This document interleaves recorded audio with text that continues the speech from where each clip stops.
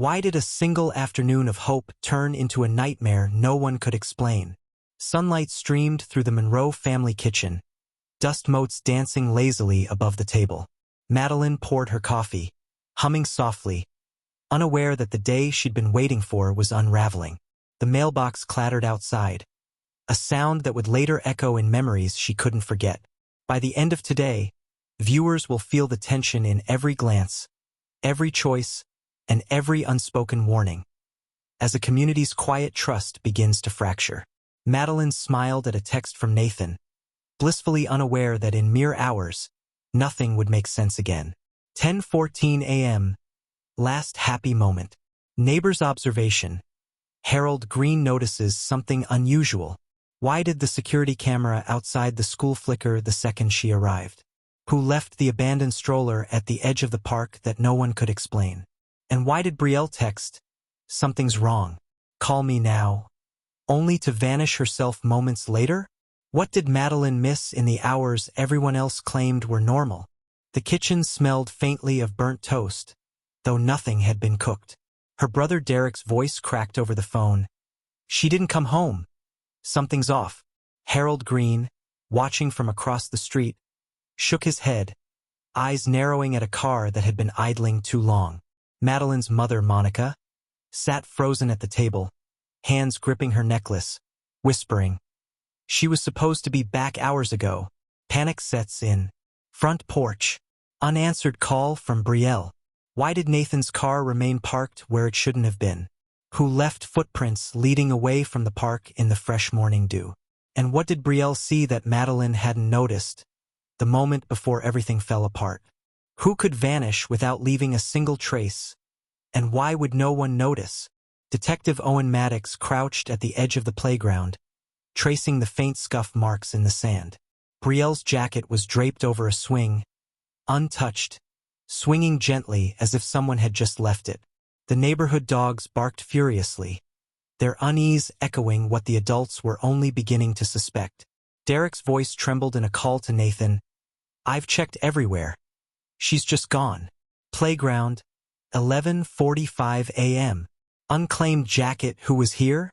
Neighbor report. Strange car spotted. Why did no cameras capture a single person approaching the swings? Who had been watching, and why had they left such subtle signs? And what did Harold notice on his morning walk that no one else could explain?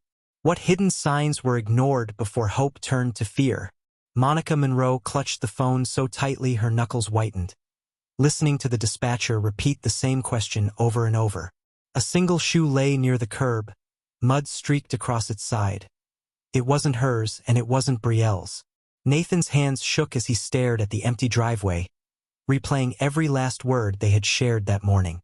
Derek sank against the fence, whispering to himself, "She left footprints, but they stopped here. How is that possible?" Shoe found, 12:17 p.m. Main suspect, unknown. 3 calls missed. Brielle, Nathan, neighbors. Why was the shoe alone? As if the owner had vanished into thin air. Who could have been close enough to leave it behind without being noticed? And what had Brielle sensed earlier that no one else realized until now? What secret had been hiding in plain sight, waiting to shatter everything? Detective Owen Maddox stared at the crumpled receipt found in the corner of a cafe, the timestamp matching the last known message from Brielle. Monica's hands trembled as she flipped through Madeline's planner, noticing an appointment scribbled in pencil that no one remembered. Nathan pressed his forehead to the window pane, watching strangers move past, wishing he could see what they saw. Derek whispered into the empty house, "Every time we thought we were safe, we were already too late." Receipt timestamp, 1:03 p.m. Planner note, unknown meeting. 3 witnesses questioned, conflicting stories. Who had been at the cafe at the exact moment Madeline and Brielle's paths last crossed? Why had this single note gone unnoticed until now? And what else had been hiding in plain sight, waiting for someone to connect the dots? What truth were they too afraid to speak, until it screamed at them? Harold Green stared at the cracked sidewalk outside Madeline's school, his heart pounding as he noticed faint scratches along the edge. Nathan's phone buzzed again, A message from an unknown number. Stop looking. You're too late. Derek sank to the curb, the afternoon sun glaring down, feeling the helpless weight of realizing that nothing they had done so far had been enough. Monica's voice broke as she whispered to no one. I should have noticed. I should have done something. Sidewalk scratches. 2:17 p.m. Unknown text message? Threat or warning? Detective Maddox observes. Something is missing. Who left the scratches and what were they signaling? Was the message meant to scare Nathan or warn him? And how much longer could they chase a truth that kept slipping further away? How could a day full of hope end in heartbreak, and yet justice finally be done?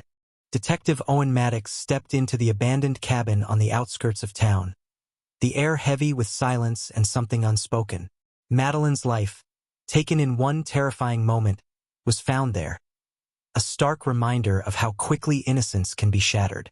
Her family and Brielle, standing outside, felt a mixture of grief and relief, knowing that the search, the questions, and the fear had finally led to truth. Monica knelt by the site, whispering, You were taken too soon, but they will answer for this. Derek's hand clenched into a fist, Nathan's eyes glistened, and Brielle swallowed the tears that refused to fall, knowing that justice had been served at last. Cabin discovered. 5:43 p.m. Main suspect arrested. Case closed, justice served. The culprit, finally apprehended, could no longer hide behind lies, and every unanswered question from the morning was answered.